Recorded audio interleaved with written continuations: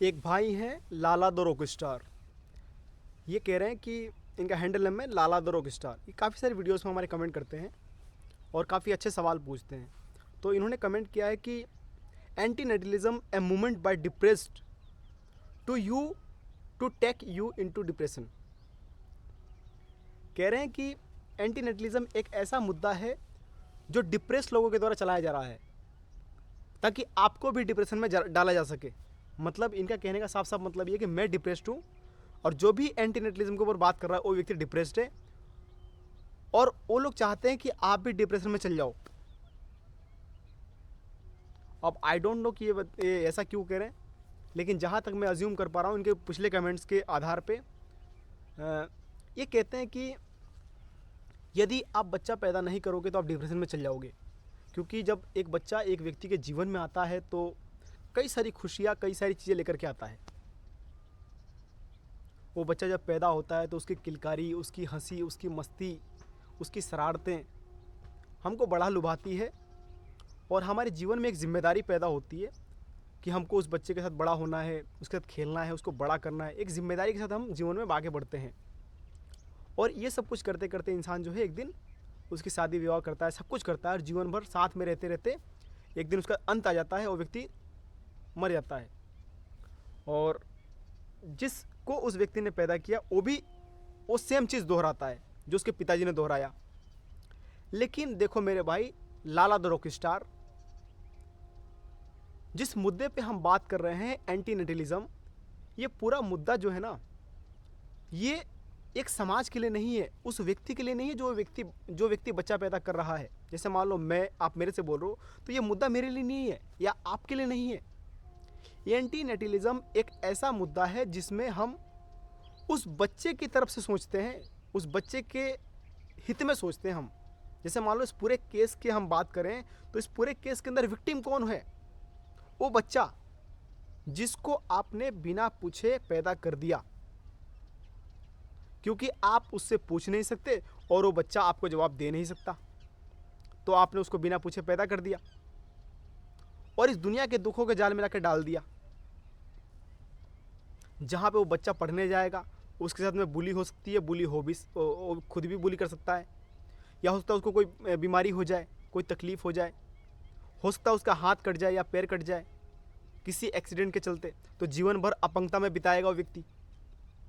फिर पॉलिटिक्स को झेलना पड़ेगा उसको अपने समाज के अंदर, जहाँ पे काम करने जाएगा वहाँ पे उसको पॉलिटिक्स को झेलना पड़ेगा।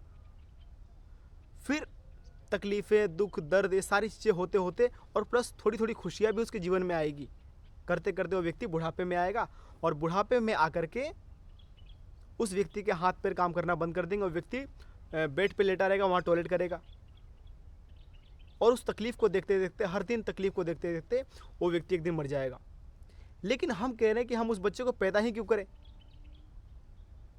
हमने उसको पैदा करने से पहले उससे पूछा कि बेटा देख, तेरी जीवन में ये तकलीफ़ें आएगी, तुझे ज़िंदगी में ये सारी चीज़ें देखना पड़ेगा।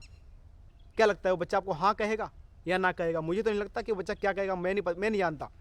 लेकिन यदि मैं उस बच्चे से पूछ नहीं सकता तो मुझे क्या अधिकार है उस बच्चे को पैदा करने का, उससे बिना पूछे बिना इजाज़त लिए इस दुख भरी दुनिया के अंदर, जहाँ पे मैं कुछ भी कंट्रोल नहीं कर सकता, ना पानी को, ना हवा को, ना किसी भी चीज़ को, ना प्रकृति को, किसी भी ट्रेजेडी को मैं कंट्रोल नहीं कर सकता। जैसे मान लो अभी दिल्ली में पोल्यूशन इतना हाई लेवल पे बढ़ा हुआ है, जो लाखों लोग दिल्ली में जी रहे हैं, उनसे पूछा गया उनसे पैदा होने से पहले कि तुम्हें हम एक ऐसे राज्य के अंदर, एक ऐसे ज़िले के अंदर पैदा कर रहे हैं जहाँ का IQ लेवल ये है, जहाँ का पोल्यूशन लेवल ये है, भाई इतने पोल्यूशन में तुम्हें सांस लेना पड़ेगा।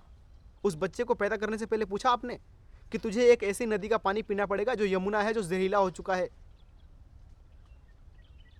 तुझे ऐसा खाना खाना पड़ेगा जिस खाने के अंदर पेस्टिसाइड्स मिला हुआ है, केमिकल्स मिला हुआ है, ऐसा एक भी चीज़ नहीं है जिसके अंदर मिलावट नहीं है। तुझे हम ऐसा खाना खिलाएंगे जिससे तुझे कैंसर हो सकता है। क्या उसको पैदा करने से पहले आपने पूछा? नहीं पूछा आपने, और आप पूछ भी नहीं सकते और वो बच्चा आपको जवाब दे भी नहीं सकता। तो जब वो बच्चा आपको जवाब दे ही नहीं सकता तो आपको क्या अधिकार है उस बच्चे को पैदा करने का भाई? जैसे मान लो मैं लाला द रॉक स्टार, मान लो मैं गया और मैंने किसी व्यक्ति का मर्डर कर दिया, मुझसे प्रशासन पूछता है कि भाई आपने मर्डर क्यों किया, मैं बोलूं कि भाई लाला द रॉकस्टार के लाला द रॉकस्टार के नाम पे मैंने मर्डर कर दिया, उसने मुझे कहा था ऐसा करने के लिए, लेकिन आपको तो पता ही नहीं उस चीज़ के बारे में, और मैंने जाके आपका नाम ले दिया। तो ठीक उसी प्रकार से जो आप बच्चा पैदा कर रहे हो उसके साथ भी तो यही चीज़ आप दोहरा रहे हो। उससे पूछ ही नहीं रहे आप कि दुनिया में इतनी तकलीफें है बेटा, एक लड़की है उसके साथ रेप भी हो सकता है। अब रेप भी ऐसा नहीं होता, एक तरह का रेप नहीं होता। रेप जिसके साथ में आपने शादी कर दी, वो व्यक्ति उसके साथ किस तरीके से संबंध बना रहा है, वो अप्राकृतिक संबंध है, कैसा संबंध है, वो भी तो एक रेप की कैटेगरी में ही आता है। उस बच्ची को जीवन भर, जब वो छोटी थी 13-14 साल की, उस समय से लेकर के और जब वो बड़ी हुई तो उसको किस प्रकार के प्रस्ताव उसके सामने आए, उससे डबल उम्र के लोगों ने उसको प्रपोज किया, उसको कैसा लगा, उसको हर तरह के लोग देख रहे हैं, चाहे वो स्कूल जा रही है, चाहे कॉलेज जा रही है, चाहे कहीं पढ़ने जा रही है, चाहे किसी काम से जा रही है, उसको किस तरह के लोग देख रहे हैं और उसके बॉडी को देख करके किस प्रकार से कमेंट कर रहे हैं, वो उन चीज़ों को सुनती सुनती बड़ी हो रही है, उसको कितना फ्रस्ट्रेशन हो रहा है, उसको आपका अंदाज़ा है? उसके दर्द का, उसकी तकलीफ़ का आपको अंदाज़ा ही नहीं है।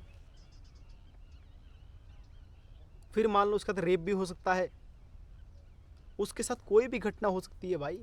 अभी दिल्ली में बॉम्ब ब्लास्ट हुआ, आतंकी हमला हुआ, इसमें 9 शायद 10 लोग मारे गए, इतना मुझे आइडिया नहीं कंफर्म। अब वो 9-10 लोगों को पता था कि भाई मैं मर जाऊंगा, यहाँ बॉम्ब धमाका होगा और यहाँ से मैं मर जाऊंगा। तो हम एक ऐसी दुनिया में जी रहे हैं जहाँ पे कभी भी कुछ भी हो सकता है, हमें कोई आइडिया नहीं है। तो हम इस अनिश्चित दुनिया में एक बच्चे को क्यों लाना चाहते हैं भाई? लेकिन आप कहते हो कि एंटीनेटलिज्म एक डिप्रेस्ड लोगों के द्वारा चलाया जा रहा है। नहीं भाई, ये डिप्रेस्ड लोगों के द्वारा नहीं चलाया जा रहा। ये पूरा मुद्दा हम उस बच्चे के पक्ष में चला रहे हैं जो बच्चा इस धरती पे आया ही नहीं। हम उन बच्चों को बचाना चाहते हैं इस धरती में आने से, क्योंकि इस धरती पे आ करके और तुमने बहुत बड़ा कुछ काम कर भी दिया तो क्या फ़र्क पड़ गया भाई? क्या फ़र्क पड़ गया? आपने बहुत सारी इंडस्ट्रीज़ खड़ी कर दी, आपने जीवन में बहुत नाम बना लिया, क्या फ़र्क पड़ गया भाई इस धरती पे? इस धरती पे 6.5 करोड़ वर्ष पूर्व डायनासोर्स ने लाखों वर्षों तक राज किया था, लेकिन 6.5 करोड़ वर्ष पूर्व इस धरती पे से पूरी तरह से नष्ट हो गए, ख़त्म हो गए। आज तो इस धरती पे नहीं है, तो क्या फ़र्क पड़ गया हमको, या इस धरती के किसी प्राणी को, या इस प्रकृति को? तो सेम उसी प्रकार से यदि आप भी, मनुष्य भी इस धरती पे से ख़त्म हो जाएंगे तो इस धरती को कोई फ़र्क नहीं पड़ेगा, इस प्रकृति को कोई फ़र्क नहीं पड़ेगा। प्रकृति कोई नई चीज़ इन्वॉल्व कर देगी, कोई नई चीज़ का एवोल्यूशन हो जाएगा। आप तो बस 2 लाख वर्ष पूर्व इस धरती पे आए हो, इस धरती पे इन्वॉल्व हुए हो। लेकिन इंसान के साथ दिक्कत क्या है कि इस प्रकृति ने एवोल्यूशन के थ्रू एक ऐसी चीज़ उसके अंदर विकसित कर दी जिसके द्वारा वो सोच सकता है, समझ सकता है, और प्रकृति के जितने भी जीव हैं उन सब से वो थोड़ा सा अलग हो गया, सोचने लग गया, समझने लग गया। तो इस अहंकारवश कि भाई मैं इस दुनिया के सभी जीवों से अलग हूँ, इस अहंकार के कारण उसने सबको मारना शुरू कर दिया। इंडस्ट्रीज़ के नाम पे, विकास के नाम पे, रेवोल्यूशन के नाम पे, हर चीज़ के नाम पे इस दुनिया के 70% जो जीव जंतु हैं उनको ख़त्म कर दिया। दुनिया के सारी नदियों को गंदा करे जा रहा है इंसान, दुनिया के सारे जो शहर हैं उसको पोल्यूट किया जा रहा है इंसान, प्रदूषित किया जा रहा है इंसान। तो हम इस अनिश्चित दुनिया के अंदर एक बच्चे को लाने के पक्ष में नहीं है। ये इस पूरे मुद्दे का निचोड़ है भाई। हम उस बच्चे के पक्ष में रह करके बात करते हैं, हम आपके पक्ष में रह के बात नहीं कर रहे कि आप बच्चा पैदा नहीं करोगे तो डिप्रेशन में चल जाओगे, डिप्रेस हो जाओगे, आपकी ज़िंदगी कैसी कटेगी, ज़िंदगी कैसे, आपके बुढ़ापे का सहारा कौन बनेगा। अरे हमको उससे क्या लेना देना भाई? हम उस बच्चे के लिए बात कर रहे हैं जिसको आपने बुढ़ापे का सहारा तो बना लिया, अब फिर उस बच्चे का क्या हुआ? आप तो मर गए बुढ़ापे का सहारा बना करके, फिर वो बच्चा भी तो तकलीफ में जी रहा है, उस बच्चे को भी तो बुढ़ापा आएगा, वो भी तो तकलीफ में जिएगा। बच्चा पैदा करना सिर्फ आपके स्वार्थ ही है और इसके अलावा कोई कारण नहीं है। जहाँ पे आप अपने डिप्रेशन को दूर कर रहे हो, उसके साथ में खेल करके, कूद करके, उसके साथ मस्ती करके, उसकी जिम्मेदारियाँ उठा करके, उसको बड़ा करके पाल पोस के, और कोई कारण नहीं है स्वार्थ के अलावा, और आप चाहते हो कि बदले में रिटर्न में वो आपकी बुढ़ापे की सेवा करे, लाठी बने और समाज में आपका नाम ऊंचा करे। इसके अलावा और कोई कारण नहीं है आपके पास कि आप एक बच्चा पैदा कर रहे हो। मुझे लगता है कि भाई लाला द रॉकस्टार, आपको सवालों के आपके जवाब मिल गए होंगे, और इस तरह के सवाल कई सारे लोगों के दिमाग में आए होंगे, इसीलिए मुझे लगा कि इस पर वीडियो बनाना चाहिए। तो thank you so much and जय हिंद जय भारत।